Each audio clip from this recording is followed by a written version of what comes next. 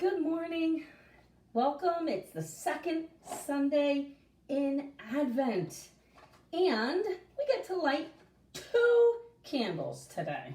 So, I'm going to read to you something a little bit as I'm lighting these. Okay? And then I have a special story I'm going to read to you today.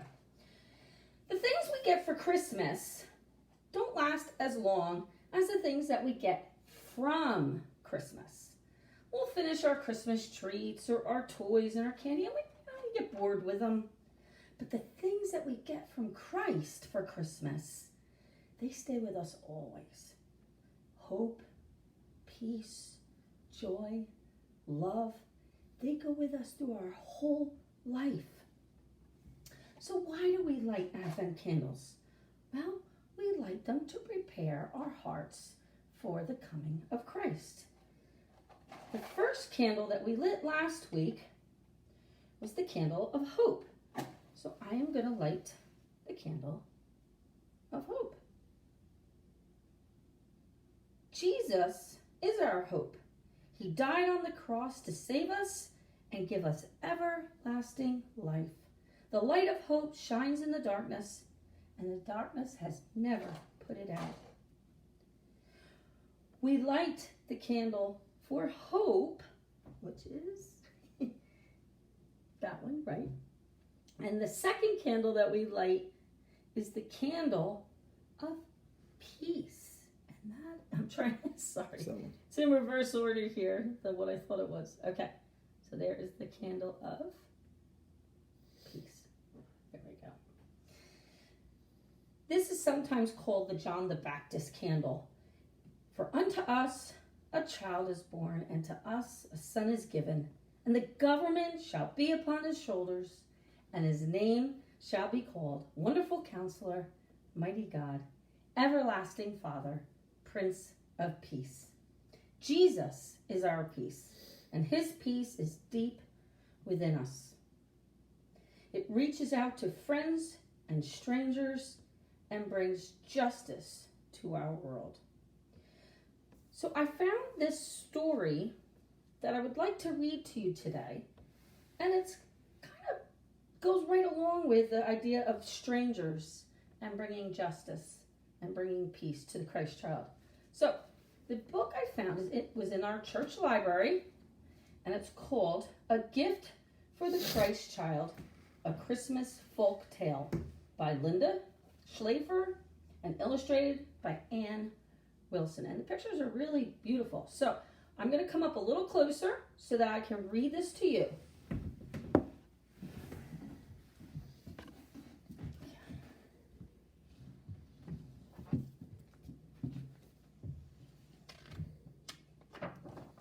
A Gift for the Christ Child. Move it back a little bit. There we go. High up in the mountains of a small country not far from here lived 2 young boys with their mother and grandfather. Around their hut was a modest clearing, covered now by a thin layer of snow through which a shriveled cornstalk showed here and there. The wind cut through the woods, swooped across the clearing, and played Ring Around a Rosie around the little house. Inside, the mother put another log on the fire, tucked a blanket more firmly about the grandfather's knees, and put the kettle on the hearthstones to boil. She set herself to weaving, glancing now and then to watch the boys who were helping the grandfather shell the corn. A small kitten also watched, pouncing on any stray kernel that slipped to the ground. The grandfather was telling a story as they worked. From the valley far below came the faint sound of the church bell, tolling the hour. The kettle hummed, and the mother rose to make coffee. And when it was ready, and the grandfather's tale had ended, the mother spoke. "Someone must go to the valley this year to carry our gift for the Christ child," she said. The grandfather sighed a deep sigh and looked regretfully at his legs, withered as the winter cornstalks. "Daughter, I I cannot go, he said, but someone must carry our gift to the Christ child. I can do it, cried the older brother eagerly. He stood up quickly and stretched to his tallest height. See how much I have grown since last year? The mother saw her elder son's arms and legs where his clothing no longer covered them. She looked at his face, still bronzed by the summer sun. Yes, she said at last. Yes, you must go together, you and little brother. So, rest well, my sons, for tomorrow is Christmas Eve, and you must leave at first light. Excuse me. Before the sun rose, the brothers dressed in all their clothes for warmth, and their mother handed them each a bundle of food and placed in older brother's palm the 2 copper coins that she had hoarded and saved. The boys set out on their long journey, and the road was as white as the surrounding countryside, for few travelers passed that way. At first they went silently, and in the eerie half-light, their hearts feared to awaken the slumbering shapes that lay about them. Then the sun rose and brightened the day, and they shared some food, and little brother tried to imitate older brother's tuneful whistling as they made their way. After a while, they grew tired, and so to cheer them, older brother recounted the purpose of their journey. The sun rose to its height, and then once again the shadows to lengthen. The 2 boys were buffeted by sharp gusts of wind as heavy clouds gathered overhead. Older brother took little brother's hand and encouraged him with the thoughts of the journey's end. Finally, the town lay before them, and here and there a lantern shone against the approaching night. The brothers quickened their steps, eager now to reach their destination. But a low moan surprised them. They stopped and dismayed, and surely it was just the wind that they had heard. But no, there it was again. Oh, let's run, whimpered little brother, pulling on older brother's sleeve. But older brother had already turned and bent over a dark shape by the roadside. It was an old woman who had fallen and was unable to rise. Oh, come on, cried little brother. We'll never make it if we don't go on right now, and we must carry our gift to the Christ child. Older brother thought of the warm, brightly lit church, and he thought of his mother's tales of the rich people's clothes and the beautiful music from the choir, and he took a step to go with little brother. But the old woman cried again, and he gave a quick shudder, knowing what he must do. He took the coins from his pocket and laid them in little brother's hands. She will die if we leave her here, he said. Go on alone now in haste. First send help, and then carry our gift to the Christ child. Mournfully, little brother took the gift. Go on now, quickly, urged older brother, and little brother began to run. When he came at last to the town, little brother was bewildered. And though the church had loomed so large from the hillside, he had to ask his way several times to actually find it. And at last he stood below its great doors. And when a rich gentleman opened them to go in, little brother crept along softly behind him. As he entered, little brother was confused and dazzled by the brilliance that lay about him. Warmth lulled its weary limbs, and sleep came over him. But as his eyes closed, he pictured older brother on the dark hillside, and so with difficulty he roused himself. Keep it there for a second.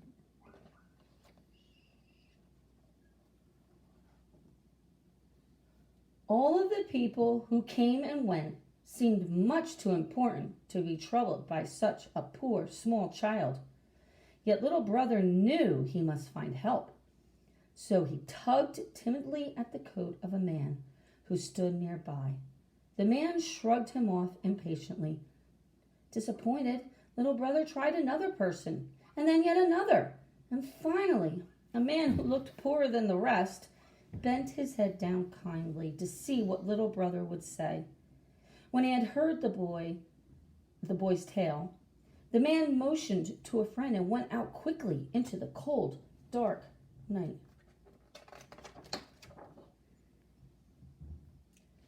Then little brother remembered his gift, and he quietly slipped into a seat among the rich people gathered there.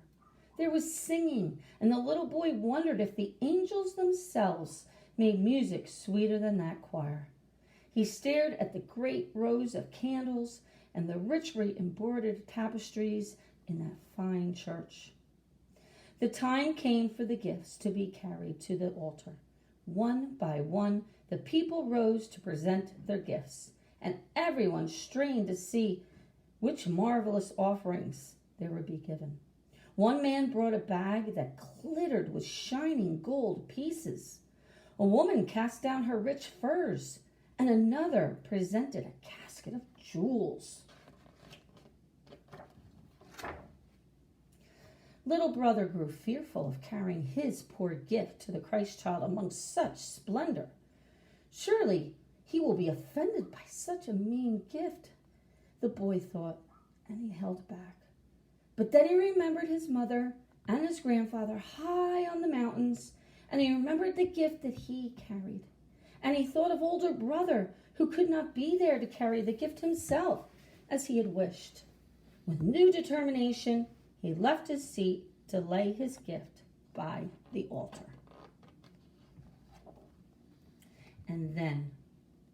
And then the church bells began to play. Softly and sweetly they began, and then loud and wild and clear they rang for the whole world to hear. The people in the church cried out in amazement. They all knew the ancient legend that an angel would ring the chimes when a gift had been given that was worthy of the Christ child. Yet not one of them could remember when the wonderful tunes had last been heard. Up on the hillside, the mother smiled at the sweet sound. The grandfather forgot his shriveled limbs as the glorious peals echoed in his heart, and the kitten danced for joy. Along the dark, cold road where the poor man and his friends were carrying the old woman, and where older brother trudged wearily through the snow, the music enfolded them and lifted their spirits. Here they are outside of town, them helping the old woman into town. And the people of the church wondered what great gift this could be to move the angel of the bells after so long a time. Every eye turned toward the altar to see what had been laid by it, but they never knew, for all they could see was a ragged urchin, a little boy curled up in the straw beside the cradle of the Christ child. And the boy stirred in his sleep and smiled as the music of the angel played in his dreams. And there he is sleeping. He was so tired. And that's the end. So I love that story. It's a folk tale. And it was written, I just wanted to see, based on a South American Christmas folk tale. But it's such a wonderful story. It kind of combines the idea of the small gift for Jesus, like the little drummer boy, and the Good Samaritan story. And it kind of weaves them both in together. But it talks about how our gift to Jesus has to be something from the heart, not our riches, not our, wonderful things that we have or the money. It's something that is precious and can only be given from the heart. So that's my lesson to go along with the candle of peace. Today, we lit 2 candles, the candle of hope and the candle of peace. Next week, we will light the candle of joy. Joy of the Christ child coming to save us. So, let's end in prayer. Dear God, thank you that even though there's no special star in the sky or angels singing right now, there is a real sense of your peace within us at Christmas time. Thank you that you are always with us, sharing in our good and our bad times, and giving us your peace. We thank you for always taking care of the poor and the sick and those that others deemed unworthy. We know that they are the true people of your heart. They are the ones that you came for, the less fortunate, the poor, the needy. You have a special place for them. And we thank you for the peace that we get from knowing this. We ask that you bless these children this week and keep them safe. And all God's children said, Amen. And I'll see you guys next week as we light our candle of joy. Bye. Bye. I should have filmed it sideways. I'm an idiot.